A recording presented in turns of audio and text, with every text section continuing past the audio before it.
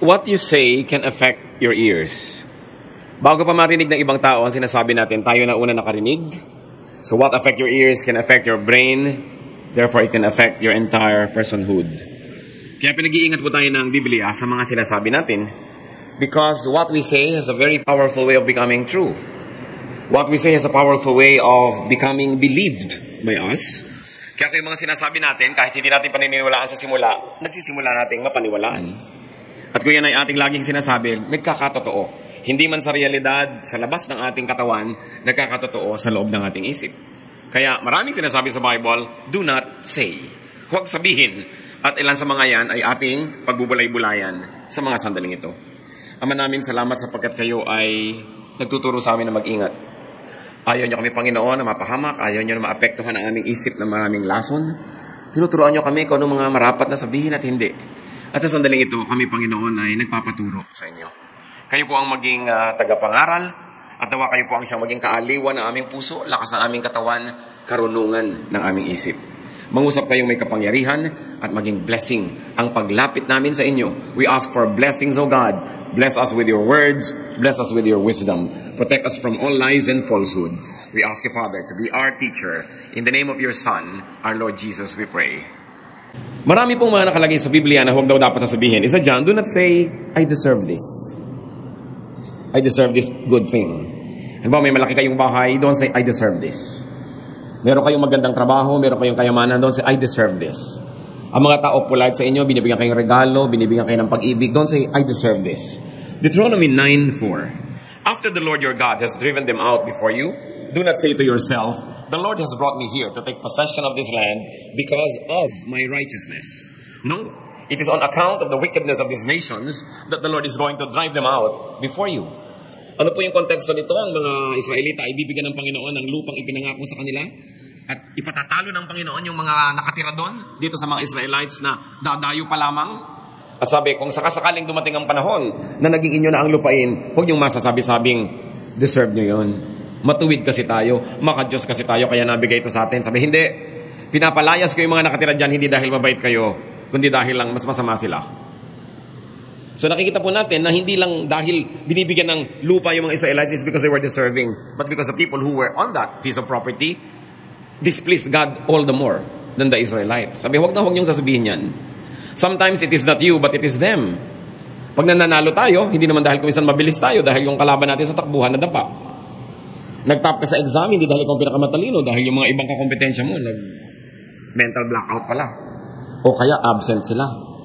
Kaya nung minsan si Gloria Diaz tinatanong, paano ba nananalo sa Miss Universe? Sabi niya, wala. Magaganda naman kayo lahat, kaya kung sino lang swertihin dyan, yan ang nananalo. Kahit anong gawin mo dyan, wala kang pwedeng gawin para manalo. Sabi kasi total, ang dami mong kalaban, magaganda rin kayo lahat. So kung sinong napagkaisahan na manalo, yun ang nanalo. Hindi ibig sabihin yun na yung pinakamaganda. So don't say, I deserve this. Why not? Because saying and believing you deserve the good thing can make you proud. I deserve this. It can make you insensitive to other more deserving people or to those who are equally deserving or to those who are almost deserving, but then you become insensitive to them and say, I am the one who deserves this. To say and believe that you deserve a good thing can make you unkind to those who do not deserve it. Kaya tuloy pagka naging meron na tayong ganong klaseng feeling na ako ang meron nitong karapatan, nagkakaroon tayo ng lisensya na hindi maging mabait, na hindi maging mabuti. Kasi sinasabi natin, they don't deserve it. I deserve it. So ako ang dapat guminhawa. Ako ang dapat ganito. Ako ang dapat ganyan. Ganyan kumisan sa pamilya. Kung ikaw yung kumikita ng mas malaki, you deserve it. Ikaw na ang you deserve na pumili ng papanooran ng TV channel. You deserve na pumili ng kakainin ninyo. And you have a tendency to be unkind the moment you think that you deserve a good thing. And saying and believing such things can make us selfish. Magiging makasarili tayo kung iniisip natin, tama, dapat lang akin yun. And very often, it can make us abusive. Maabuso tayo dahil naisip natin, sa akin naman talaga dapat yun eh. Ako dapat ang nagda-deserve niyan. It's a challenge, brothers and sisters. Naisipin natin, ano-anong mga larangan ng buhay natin, yung nagsasabi tayong, I deserve it. I deserve your attention. I deserve your kindness. I deserve your gifts. I deserve this. I deserve that. No. No one is good. No one is good enough to deserve anything good from God, from men, from life. If good things come our way, God is just being gracious. Or probably the other people around us just deserve it less. But never be proud. Another thing that the Bible cautions us against saying is, don't say later to a needy person. Nangangailangan na yung tao ngayon, huwag mo nang sasabihan ng, saka na lang. Bukas na. Next week. May sakit na siya ngayon, sabi mo, dadalawin kita next month. Galing na siya next month, di na kailangan ng dalaw mo. O kaya baka patay na. Isasabi mong, tutulungan kita next week. Sabi nga ng mga Tagalog, aanin pa ang damo kung patay na ang kabayo. Isang kasabihan na nung araw, maraming kabayong alaga ang mga tao, pinapakain nila yan ng damo. Pero what's the point in trying to give damo na patay na? Dahil namatay na sa gutom, ang tagal na naghintay. Huwag mong sinasabing later kung meron ka ng magagawang mabuti. Proverbs 3:28, do not say to your neighbor, come back later. I'll give it tomorrow when you now have it with you. Huwag nang tinatagalan pa. Lalong-lalo kung pasweldo sa mga maliliit na tao. Leviticus 19:13, do not hold back the wages of a hard man overnight. Kung arawan lang yan, bayaran mo na. Pagka lumulubog na yung araw, huwag mo nang hawakan pa hanggang bukas dahil kahit isang tuka siya, ikakabuhay niya yan, kailangan niya ngayon, ibigay mo na. Kaya ang mga mangungutang, ang mga tumatanggap, dapat padaliin natin sa mga nagbibigay sa atin na maging mabuti. Kuminsan tayo rin ang nagtuturo sa kanila na maging maramot, na maging mapagpahirap. Kasi merong pagka-umutang, pautang naman ng 20,000. Kasi teka lang ha, pumasok ka sa kwarto, dala-dala mo yung 20,000. Ano na, 30 nga pa lang kailangan ko. Dadamihan na. O kaya bukas nandun na naman, pautang naman ng 20,000. May mga tao kasi, pag binibigyan mo sila ng mabuti at hindi mo tinutuos, hindi mo ipinapahalata na hirap ka rin sa pagbibigay, hindi ka na dumadaing. Akala nila ang dali, ang ginagawa nila, binabaliwala yung binibigay mo. Madali naman sa kanya yan eh. Sabi, huy, bayaran mo na yung utang mo sa kapatid mo. Malaki naman ang kita niya eh. Diba? Ang dali-dali naman sa kanyang kitain, yung poting perang mahalaga sa akin. Kaya pag sinabi mo na, o kailangan mo, sige, teka, kukunin ko lang. Ba't di ko ba nalakihan ang sinabi ko? Magsisisi pa. Tapos babaliwalain niya yun. Ang dali-dali naman sa'yo yan eh. Baliwala naman sa'yo yung binibigay mo sa akin. Mayaman ka naman, malaki naman ang kita mo. Yan po ang problema sa mga tao na binibigyan mo na hindi mo ipinapakita na nasasaktan ka habang nagbibigay ka. Akala nila ganyan lang kadali. Binabaliwala tuloy. Mamaya obligasyon mo na. Kaya tuloy yung iba, nadadala. Nandito yung hipag mo, umuutang ng 10,000. So ano sasabihin mo? Bumalik ka next week, mag-iipon ako, gagawa akong paraan. Kahit nandito na yung 10. Paano pag inilabas mo agad? Abusado na. Akala niya gano'n na lang kadali yun, hindi na niya babayaran yun. At hindi na niya appreciate yan kasi ang dali naman pala, marami ka pa siguro dyan. Ang liit naman ang pinahiram mo sa akin. You know, these people who are borrowers or recipients who are not good at heart make other people who are good bad. Tayo rin ang nagtuturo sa mabuting puso na sumama. Tayo ang nagtuturo sa mga palamigay na maging maramot din. Kung hindi mo binibigyan ng halaga ang ibinibigay sa iyo. Pero ang halaga na itinuturo dito, kung ikaw yung may kapangyarihan na magbigay, do not delay. And especially payment or reciprocation or appreciation, do not delay. Why not? Because delaying will make you insensitive. Delaying can desensitize you. Pag hindi ka nakikinig agad ngayon sa pangangailangan ng kapwa, nasasanay ka na nakakarinig ng mga iyak, mga daing na hindi mo binibigyan agad. At kahit sa simula, may intensyon ka magbigay bukas, next week, sa dalas mong marinig na hindi ka pa umaaksyon, mamaya wala nang talab. And you become insensitive. And you get dehumanized. So don't say later to a needy person. Another thing that the Bible says is, do not say, I will take revenge. Gaganti rin ako sa'yo. Ayaw na ayaw ng Panginoon na sinasabi natin yan. Gagantihan kita. Maramot ka sa akin, magdadamot din ako sa iyo. Nalimutan mo ang birthday ko, kakalimutan ko rin ang birthday mo. Ayaw mo akong batiin, di rin kita babatiin. Proverbs 20:22, do not say, I'll pay you back for this wrong. Wait for the Lord, and He will deliver you. Yung nagbabalak ka ng masama laban sa iyong kapwa, sa tingin mo, nagawan ka na hindi maganda, ang ibabalik mo hindi rin maganda, God is our judge. Romans 12:19, Beloved, never avenge yourselves, but leave room for the wrath of God. For it is written, Vengeance is mine, I will repay, says the Lord. Huwag ka mag-iisip na magbalik ng masama sa masama. At kung minsan hindi nga masama, akala mo lang pala masama. Ang interpretation mo, ang reading mo, ginagawan ka ng masama. So gagawa ka na rin ng masama. Mali pala yung reading mo. Pagka ka pala sinukat sa timbangan ng Diyos, ikaw lang yung gumawa ng masama, yung ginagantihan mo, hindi. Akala mo lang gumagawa sa'yo ng masama. Paano ngayon kung talagang gumagawa nga ng masama? Tapos ginawan mo ng mabuti. Sa palagay mo, anong tingin sa'yo ng Diyos nun? So don't pay wrong for wrong. And when your enemies or perceived enemies fall, do not rejoice. Sabi, ayan, buti nga, nakaganti rin ako sa'yo.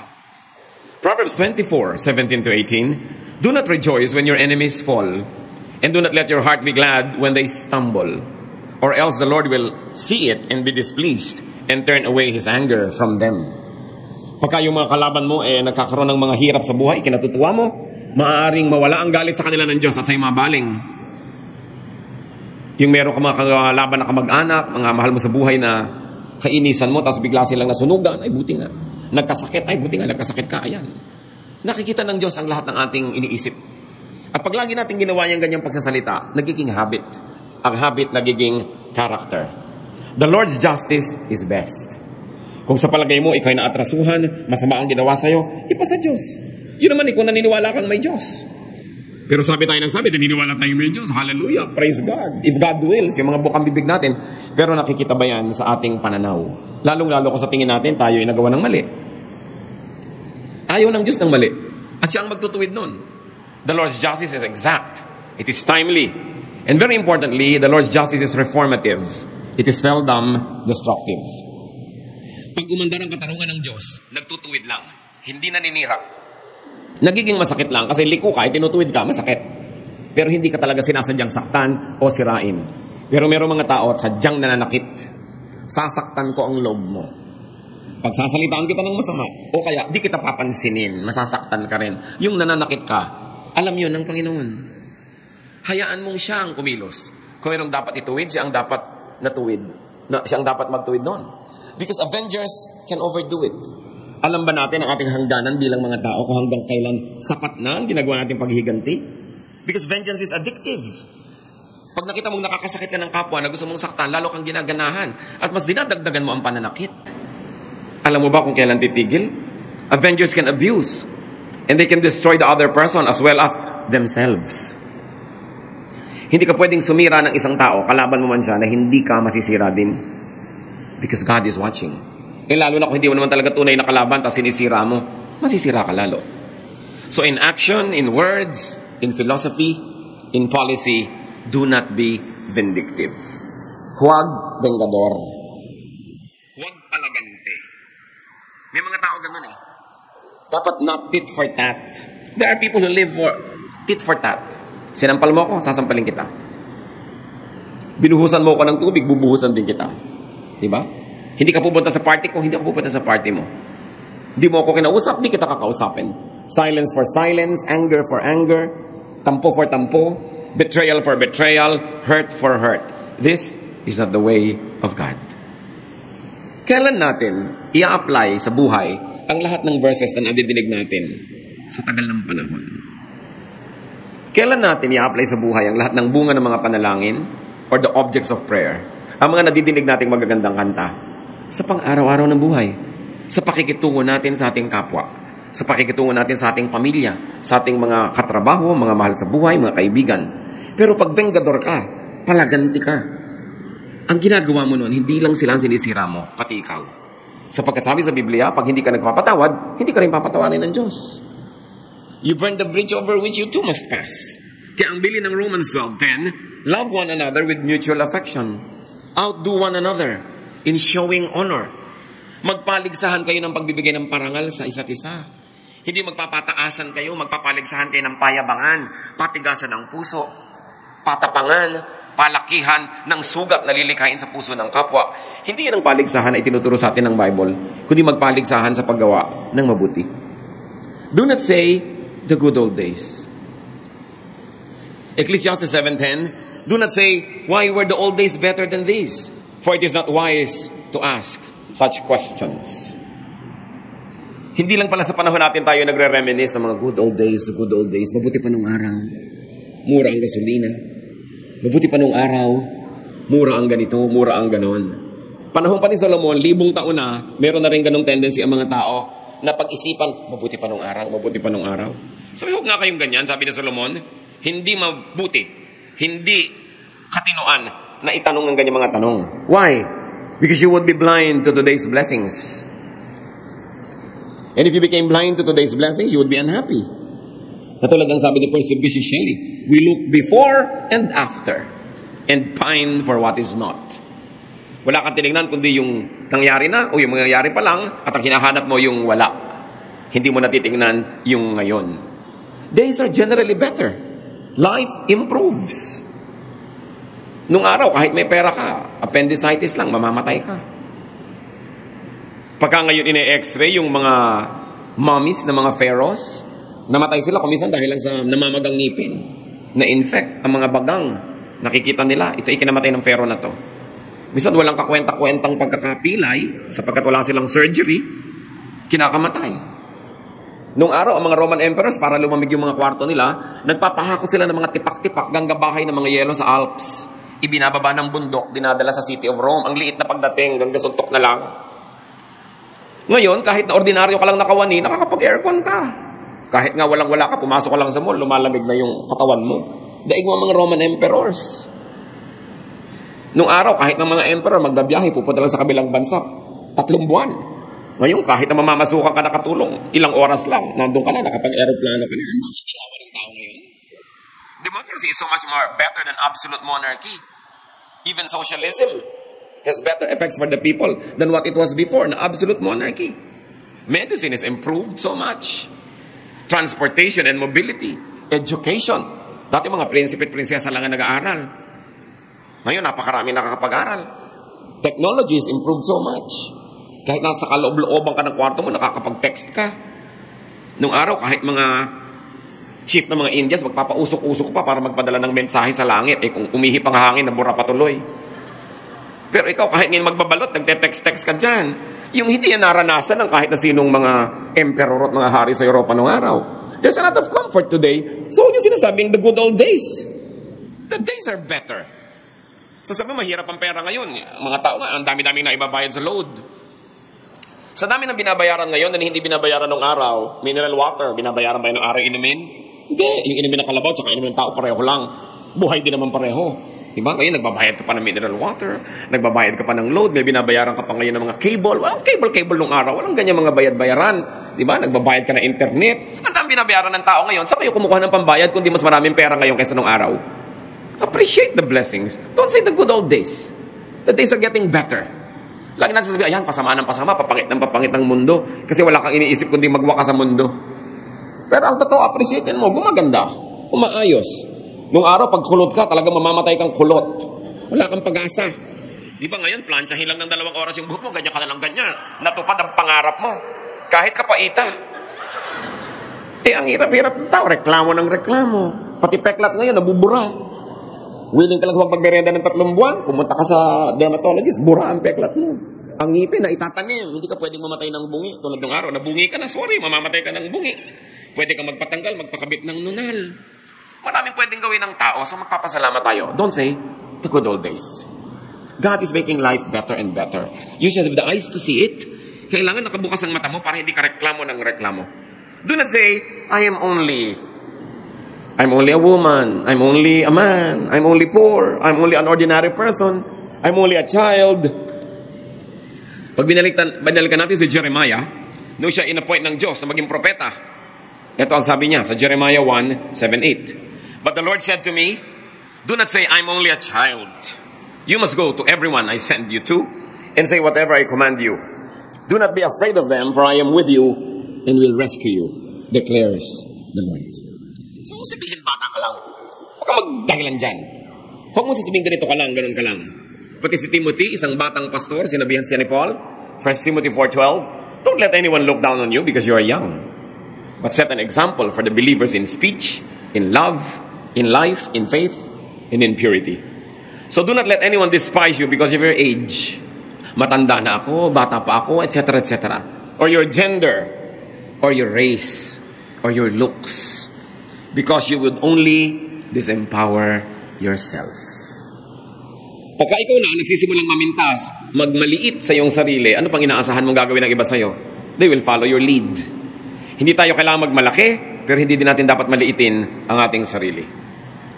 Because Jesus approved of and empowered children. He also approved of and empowered women, even outcasts and sinners, the poor, the sick. Lahat ng mga kinoconsider nila na puwera, hindi kasali, outcast, they were empowered by Jesus. They were accepted, loved by Jesus. And Jesus fellowshiped with them to the point that he was called a friend of sinners. Another thing we should not say is, why God? Bakit, O Diyos? Bakit mo ako ginawang ganito? Bakit ako isinilang na ganito? Bakit ganito lang ako? Especially, don't ask God about these things that you cannot change. They will only make you unhappy and rebellious. Yung mga tanong na yan ang pinagsisimulan ng paghihimagsik. Yung why. May mga bagay na nababago, pero may mga bagay na dapat tinatanggap. Romans 9:20, but who are you, O man, to talk back to God? Shall what is formed say to him who formed it, why did you make me like this? Sabi ko lang yung palayok, ginawa kang ganyan, ba't ka nagtatanong kung ba't ka ginawang ganyan? Ginawa kang ganyan, magpakaganyan ka, kasi ginawa kang ganyan eh. And be the best palayok that you can be. Ginawa kang ganito, be the best version of what you are. Job 38:1-2, nung nagre-reklamo si Job sa Panginoon, then the Lord answered Job out of the storm. He said, who is this that darkens my counsel with words without knowledge? Marunong si Job, batalino, mayaman, pero compared sa karunungan ng Diyos, bali wala ang alam niya. So sabi ng Panginoon, sino ito na nagmamagaling? Akala mo mas marami pang alam tungkol sa akin at kesa sa akin? Ba't ka nagre-reklamo sa hinayaan ko mangyari sa buhay mo? Hinayaan ko yan, harapin mo. May mga bagay na pwedeng ilapit sa Diyos. Dahil mahal tayo ng Diyos, kaibigan tayo ng Diyos. Pero hindi ko mo kaibigan, hindi na siya Diyos. So may mga bagay na dahil Diyos siya, huwag ka na lang kami dahil Diyos siya. May mga bagay, pwede ka magpakiut, lumapit, umungot-ungot. Pero dapat alam mo kung kailan mo inilalagay yung sarili mo sa lugar. Iginagalang mo siya. Kahit ang tatay nyo nakikipagkaibigan sa inyo, nagbibiroan kayo, pero may hangganan ng mga biroan na yan. Hindi mo siya pwedeng itratong talagang parang kababata mo dahil hindi. Kahit anong pagpapanggap mo, hindi mo siya kababata. Kung ang mga boss ninyo sa opisina, ang inyong mga superior, nakikipagkaibigan, mabuti ang turing sa inyo, yes, makipagkaibigan, pero huwag kayong lilimot na may hangganan yon. May mga bagay na hindi mo tinatawid, may mga hangganan na hindi ka lumalampas. Ganon din ang mga bituin. Hindi ka pwedeng umalis doon sa ruta mo kasi magbabanggaan yung mga ibang bituin, masisira lahat ang plano ng Diyos. Yung halaman, pag orchid ka, kumapit ka sa puno. Di ba? Pagka fern ka, doon ka sa madilim. Pag lumot ka, kumapit ka sa basang bato. Meron ka dapat lagyan. Ang lahat ng taong kumikilala sa Diyos, lumalagay sa lugar. Hindi ka tumatawid sa hindi mo dapat tawirin. Hindi ka dapat lumalampas sa hindi mo dapat lampasan. At isa na doon, ang pakikipag-communicate natin sa Diyos. Not because God is friendly, you'd be too overly fresh. Kailangan ginagalang mo. At may mga bagay na hindi mo tinatanong, tinatanggap mo. Lalo't alam mo na permanente yun, nandun talaga. May mga bagay na pwede kang ibahin. Hindi masamang ibahin. Pero paano natin malaman yung mga yun? Kailangan natin ng spiritual wisdom. Pero huwag na huwag nagiging rebellious against God's will. Iba yung nagtatanong, iba yung tanong na meron kasing galit.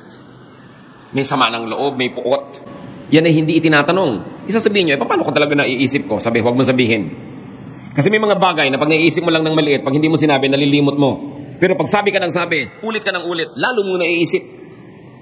At habang lalo mong naiisip, lalo mong nasasabi. At habang lalo mong nasasabi, lalo mong naiisip, kinain ka na ng buong ideya na yon later on. So may mga bagay that you don't verbalize. Because a thought dies when you don't pay it attention. But the moment you verbalize it, you give it honor, you give it dignity, you give it space in the scheme of things. And the moment you give it space in the scheme of things, it begins to assert itself. And once it begins to assert itself, it can dominate you. Kaya yung mga tukso na iniisip, laging iniisip, tapos binabanggit, mamaya yung tukso na ang nananaig. Yung mga maliliit na unhappiness, pag lagi mong sinasabi, lumalaki. Kinakain ka, nasisira ang iyong pagkatao. May mga bagay hindi dapat sinasabi. Masama ang loob mo sa isang tao, pag sinabi mo doon sa kapwa mo tao, sumama na rin ang loob niya doon, nagkagulo-gulo na lumaki. Sa halip ngayon tuloy, na magkaroon ng kapayapaan, ang pinagsabihan mo pa, galit din, nagkasulsulang kayo ng galit nyo, lalo lang kayo nagalit, gumulo ang mundo. Mga kapatid, tandaan nyo, may mga bagay na hindi sinasabi. Sinasarili. Ang mga totoong tao, nakikilala mo, hindi lang sa sinasabi. Nakikilala mo rin sa hindi sinasabi. Sa sinasarili. Sa kinikimkim at ipinapa sa Diyos. Kailangan ng tao ay tao, hindi tayo hayop. Ang aso pag natapakan tumatahol. Pag nagulat ang ahas tumutuka. Ang tao ay tao, dapat ang tao may pagtitimpi. Ang tao mayroong pagpipigil sa sarili. Yun ay pinagkaiba natin sa mga mababangis na hayop. Kaya hindi lahat ng iniisip sinasabi. Lalo't kung ang pagsasabihan mo masasaktan, wala namang mabuting magagawa, kundi nakasakit ka lang. Bakit ka mananakit nang walang mabuting kinauwian? Siyempre, yung sinaktan mo, kung hindi rin maganda ang pagkatao, sasaktan ka rin. Hindi na matatapos ang sakitan ninyo. Is that the kind of life you want to live? Another is that do not say, surely, when it comes to the future. James 4:13-15. Now listen, you who say, today or tomorrow we will go to this or that city. Spend a year there. Carry on business and make money. Why, you do not even know what will happen tomorrow. What is your life? You're a mist that appears for a little while and then vanishes. Instead, you ought to say, if it is the Lord's will, we will live and do this or that. So, wag daw sinabing, sa birthday ko, punta ka. Oh, sure. Ano sinasabi natin? If the Lord wills. Hindi mo hawak ang bukas. Hindi ka nagpaplano na parang mabubuhay ka forever. Hindi mo alam. So, you plan like you will live for long, but you have the attitude that you might die any moment because that can happen. Hindi natin dapat pangunahan ng Diyos. Siya ang may hawak ng kinabukasan. Lagi tayong nagde-defer sa Kanya. If God wills. If the Lord will allow. The Lord willing. I'm going. I will be there. We will do it. Proverbs 27:1. Do not boast about tomorrow, for you do not know what a day may bring forth. At marami pong uri ng pagyayabang tungkol sa kinabukasan. Isa dyan yung, gagawa kita ng mabuti balang araw. Pagkaya ko na, nakakatiyak ka ba na mabubuhay ka mahaba? So gumawa ka na ng mabuti ngayon. Yung nagde-delay ka, sige, saka na kita babayaran, saka kita gagawa ng mabuti. Kayabangan yun. Kasi hindi mo alam kung darating yung bukas na yun. So ang sabi sa Bible, kailangan laging matatapos ang maghapon, bayad ka ng mga dapat mong bayaran. Sinabihan mo ng I love you yung dapat mong sabihan. Humingi ka ng tawad sa dapat mong hinga ng tawad. Nakipagkasundo ka sa dapat mong kasundo. Kasi hindi mo alam kung buhay ka pa bukas eh. Pero para sabihin, lilipas din to, hayaan mo ilang araw. Kayabangan. Kasi hindi mo alam kung nandun ka pa. At ang napakahirap, namatay na yung tao, tsaka ka nagsisi. O ikaw yung namamatay, nagsisisi ka. Mahirap yung namamatay ka na, may dala ka pang sisi. Mahirap yun. Kaya kailangan maluwag ang iyong loob pag kinukuha ka na ng Panginoon. And the only way na luluwag yan, wala kang utang. Lagi kang handang magbayad. Do not say an out of time word. May mga bagay po, mga bagay na magandang sabihin pero mali yung timing, mali pa rin. Lalo naman kung pangit na nga yung salita, walang magandang timing doon kahit kailan. Like, walang magandang timing kahit kailan sa mura. Minura mo yung tao, kahit kailan, walang magandang timing yun. Ecclesiastes 3:1, there is a time for everything, and a season for every activity under heaven. And 3:7b, a time to be silent, and a time to speak. May panahon, tahimik ka dapat. May panahon, dapat hindi ka tahimik. Dapat nagsasalita ka. And sino ang wise person? The one who knows when. When to be quiet. When to speak. Kailan magsasabi ng isang word? Sometimes careless words do not help.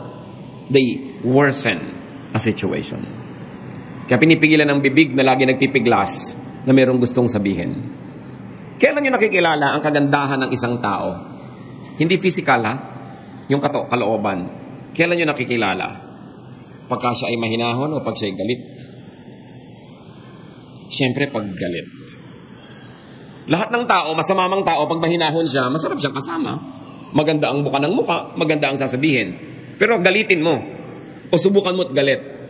Yung inilalabas na ugali, pag galit, ang tunay na ugali ng tao. Kasi kung hindi ka naman galit, siyempre mapagbigay ka. Pagka binigyan ka, thank you. Pero pag galit ka ba, inabutan ka pa rin ng kape, sabi mo pa rin ba sa asawa mo, thank you. Di ba, baka tabigin mo pa yung kape. Kasi galit ka. Pag galit kayo mga kapatid, you are under trial. Dahil doon nyo ipakikilala ang tunay nyong pagkatao. Pagka kayo ubusan ng pasensya.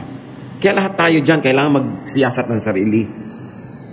Kasi meron talagang nice, ang gaganda ng mukha, ang gagandang ngumiti, ang susweet mag-hello, ang susweet mag-hi. Pero, pag nagalit na, yung ugali lalabas, yun ang totoong siya. Not that person when he is cheerful. Not the person when she is well, when she is having her way. But when things go wrong, that's when the real personality comes out. Kaya marami pong mag-asawa. Dalawa lang ang nangyayari habang tumatagal ang panahon. Lalo mong namamahal. Kasi nakikita mo ang kanyang asal sa oras ng kagipitan. Sa oras ng hirap. Sa oras na nakakagalit. Sa oras ng gutom. Sa oras ng pagod. Lumalabas yung tunay na tao. At kung maganda yung lumalabas, lalo mo namamahal. Pero tuwing nagkakaroon ng hirap, gutom, pagod, ang pangit ng lumalabas sa ugali, unti-unting natutungkab yung pag-ibig mo sa Kanya. Kung patong-patong na bricks na matibay, unti-unting nababawasan, nayayanig, hanggang mamaya gigising ka na lang isang araw, hindi mo na pala mahal. Kaya may mga mag-asawa naghihiwalay sa naipon na nakitang kapangitan ng ugali. Wala nang maapuhap, wala nang makapang mabutit maganda na pangahawakan para manatili pa. Mas nananaig yung mga nasaktan ka, na inis ka, na offend ka, kesa sa ikaw ay na-cherish, na mahal, na nourish. Kaya may mga naghiwalay. Akala nyo automatic yan, mag-asawa na kayo, forever kayo na, magkaibigan kayo, kayo na talaga? No. Kasi nagkakakitaan kayo ng ugali. At doon sa mga panahon na yon, ang lakas ng withdrawal. Pag gumagawa ka ng mabuti, may deposit.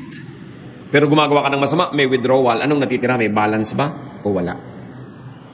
Ang maganda niyan, mga kapatid, tayo yung mga tao na merong karapatan at merong kakayanan na kontrolin ang ating ugali. Kasi hindi tayo hayop. Kaya sabi, be transformed by the changing of your mind. Kung may track record ka na lagi ka nalang may nakakagalit, lahat lang ng nakasama mo sa trabaho, nakaaway mo, tapos sasabihin mo, binubutasan nila ako, pinagkakaisahan nila ako. Sobra naman, kahit saan ka nalang pumunta, ikaw yung pinagkakaisahan. Sobra kang star, nag-uusap-usap lahat ng kumpanya. Para pag dumating ka doon, pagkaisahan ka. O talagang ikaw ang humahanap ng gulo. Halos lahat ng kaibigan mo, ang ending, kaaway mo in the end. Huwag mo nang sisihin pag mahigit 3 na sila. Baka ikaw na yun. Kung isa, pwede pa sabong masama siya, kaya kami nag-aaway. 2, masama siya, kaya kami nag-aaway. Pero pag 3, 4 na, mag-isip-isip ka na dahil may common denominator sa problem and it's you. Kaya titingnan natin, ano ba yung ginagawa ko? Paano ba ako nagsasalita? Paano ako nananahimik? Paano ako kumikilos? What was appropriate to say 1 second ago no longer is. And hurts the feelings rather than helps its cause. Pag may dapat kang sabihin, lampas na. Timing is very important. And you know what is most important na i-time? Sorry. Mas madali, mas mabilis, mas maaga. Mas umuusok, mas mainit yung sorry. Mas tama. Pero kung minsan nahuli lang yung sorry ng a few minutes, wala nang talab. Dapat mabilis tayo magsabi ng sorry. I'm sorry, I was wrong. Mabilis. Pero hindi arte. Taos puso. Pag lumampas yung pagkakataon, wala na eh. Tapos na. Time is very important. So it's not really just do not say, but what the Bible is really telling us is do not think this way. Pag sinabi mga kapatid, do not say it, hindi lang do not say. Ang ibig sabihin, huwag kang ganyan mag-isip. Ganyan ka kasi mag-isip, ganyan tuloy na sasabi mo. So pag sinabing, huwag mong sabihin yan, ang totoong sinasabi, huwag kang mag-isip ng ganyan. Baguhin ang paraan ng pag-iisip. Kung paano ka nag-iisip, nalalagay sa puso mo ang lahat at mula dyan lumalabas sa mga salita. Matthew 12:34. For out of the abundance of the heart, the mouth speaks. Kung anong laman ng puso, inilalabas ng bibig o ipinapakita ng katawan sa aksyon. At kung yun ang lumalabas sa ating bibig o aksyon, yung hindi maganda, yung nagpapalayo sa mga tao sa atin, nakakaaway tayo, dapat palitan ng laman ng puso. Hindi lang dapat palitan at pagandahin ang bokabularyo. Hindi lang dapat gandahan ang timing. Yung pinagmumula ng bokabularyo natin, yung ating espiritu, yung ating pagkatao, yun ang dapat talaga mabago. At kadalasan, ang mga tao naman, hindi sila likable only because they have been rejected many times. Maraming mga tao, sasabihin nila, hindi naman ako loving kasi hindi naman ako lumaking may nagmamahal sa akin eh. Oo nga, pero maibabalik mo pa ba yung childhood mo para i-replay mo, para may magmahal sa'yo, para maging mapagmahal ka. Wala ka na magagawa sa tapos na. So ang dapat mong gawin, repairin na lang yun. Limutin, matuto mula doon because God is God of second chances.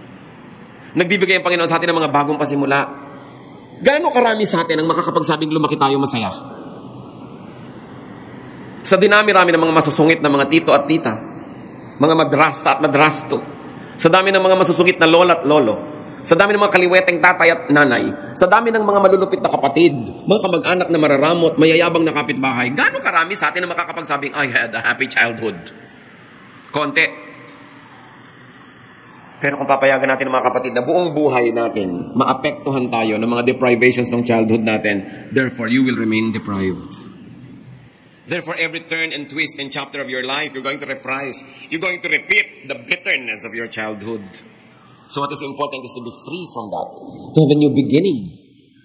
Whoever is in Christ is a new creation. The old is gone. The new has come. New life comes. A new heart.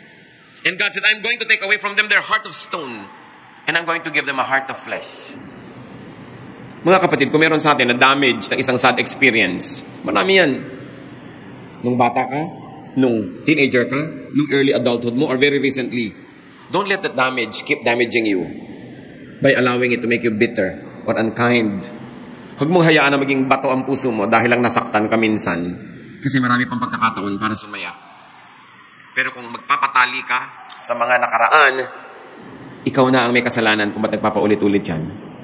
By the power of Jesus, we can have a brand new life, a brand new attitude, a brand new way of looking at things. We cannot forever hide behind the excuse that we were deprived. I was raped. I was abused. I was this. I was that. Hindi ko minamaliit yung masasakit na mga karanasan na yan. Nandun na ako. Pero masakit nga eh. Kaya dapat isara. Dapat limutin. Dapat palitan na maganda. Para yung nawala sa'yo noon, dumating naman sa'yo ngayon. Pero pag hinayaan mo yan na magpaulit-ulit ng epekto sa'yo, and it makes you cynical or unkind or stone-hearted, you will now be the cause of your sorrows. Meron lang nagpasimula noon, pero ikaw na ang nagpapatuloy. Ang isang pinakamalaking kalayaan ng tao, makalaya siya sa nakaraan. Pag more than 10 ka na, 20, 30, 40, 50, imposible na spotless ang nakaraan mo. Marami na yung sugat. Marami na yung latay. Marami na sakit, hirap at dusa. Sa dami nga na yon, dapat ka makinabang ngayon. It must make you better, not bitter. Nadaya ka once, twice, ayaw mo na magtiwala uli. So buong buhay mo, wala ka nang pagtitiwalaan. Kung balak mo pang sumaya, dapat ka matuto magtiwala muli. Hindi mo dapat sisingilin yung iba sa kasalanan ng iba sa'yo. Sinaktan ka ni Juan, babayaran ni Pedro. Ganun ang nangyayari kung minsan yung mga babae, dati nilang boyfriend, minahal nila, hindi sila minahal. Nagkaroon ng second boyfriend, hindi na nila minamahal. So ito ngayon si second na nagbayad sa kasalanan ni first. Tapos gantihan ng gantihan, lahat ng tao ngayon nasasaktan. Careful. Because we must change what is in our hearts. Yung laman ng puso mo, yun ang lalabas sa iyong bibig. Yun ang iaarte ng iyong katawan. Yun ang i-express ng iyong mukha. So watch the heart. So careful with words. Because words have a powerful way of becoming true. And words have a powerful way of suggesting to us our line of action. Napapabuti tayo, napapasama sa mga sinasabi natin. Matthew 15:11, what goes into a man's mouth does not make him unclean, but what comes out of his mouth, that is what makes him unclean. Aming Diyos, kami po ay nagpapasuri kung anong ginagawa namin sa aming mga salita. May mga pinagsasasabi ba kaming hindi dapat? At kung ito man ay nangyayari, saan nagmumula ito? Anong mga problema ng puso namin ang pinagmumulan ng ganito mga asal? Siya sa atin mo kami, Panginoon. Mapagkunwari ba ang aming mga salita? Ano mga itinatago namin? Bakit? Masakit pa? Mapagmataas? O kaya nagmamaliit sa sarili? Ano ang pinagmumula ng mga diwa kung ba't kami nagsasabi ng mga sinasabi namin? Bakit may mga masusungit, may mga matataray? Bakit may sobra namang mapanglait sa sarili? Bakit may mayayabang? Bakit may ilap? Lahat kami, Panginoon, alam mo, biktima ng marami mga hirap sa buhay. At ang aming dalangin, kumilos kayo para makalaya kami na sa aming bibig, sa aming salita, hindi lang yung salita ang mapansin. Yung pinagmumulan nito na puso at kung anong laman ito. Magbulay-bulay tayo mga kapatid sa ilang saglit. Kung ano ang kahulugan sa atin ng mga mensaheng ito. At habang lahat ay nakatungo, nais ko pong manalangin mga kapatid. Kung sino man sa atin ngayon, ang alam nyo may mga nakaraan, may nangyari sa nakaraan na masakit, mahirap. At patuloy itong umaapekto sa inyo. Umaapekto sa inyong pakikitungo sa inyong kapwa, sa inyong pagpapahalaga sa sarili, sa pagtingin sa hinaharap. If you have been hurt, you were damaged,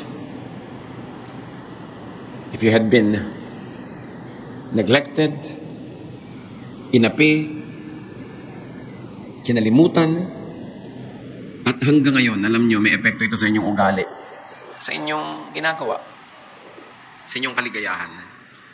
Nais ko kayo panalangin. While heads are bowed and eyes closed, I want you to stand. I'm going to pray.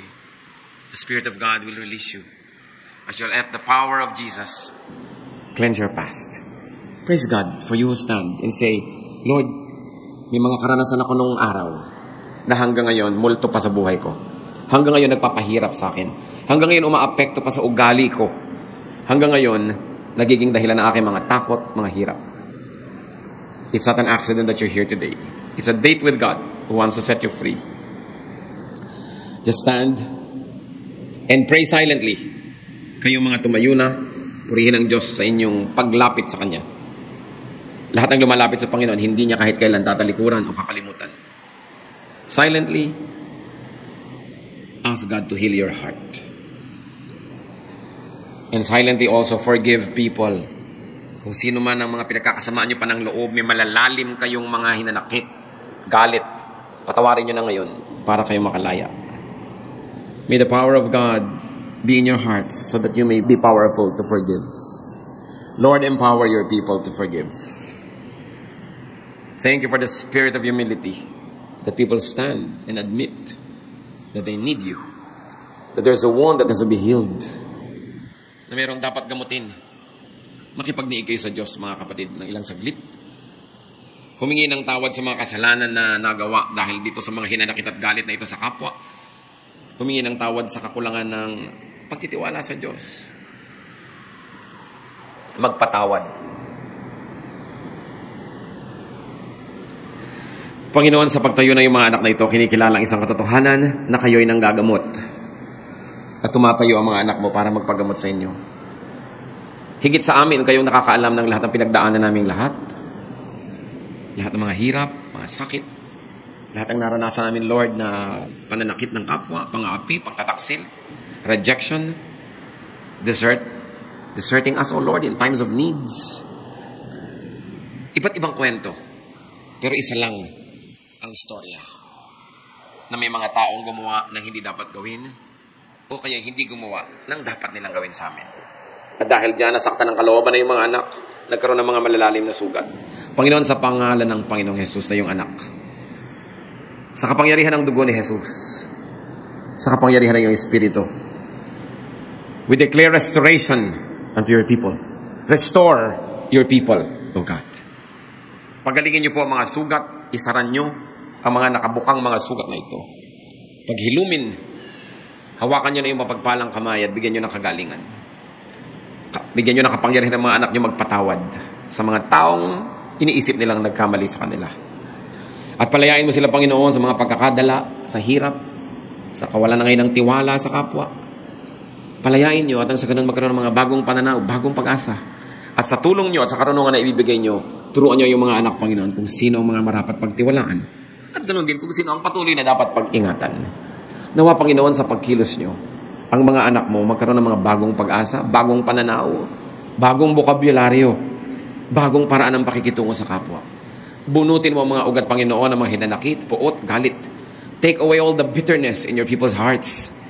Take away the heart of stone and replace it with the heart of flesh, so that we may all love again, and we may be loved by you and by others, and that we may dispense love instead of hatred, goodness instead of evil, that we may be agents of your goodness, ambassadors of your holiness. Bless your people, O God. We thank you, we honor you in the name of your Son, Jesus. Magsiupo kayo at ang lahat manatili sa pagkakayuko sa diwa ng panalangin. Patuloy tayong humingi sa Ama ng mga katuruan, application ng mga napag-aralan natin ito.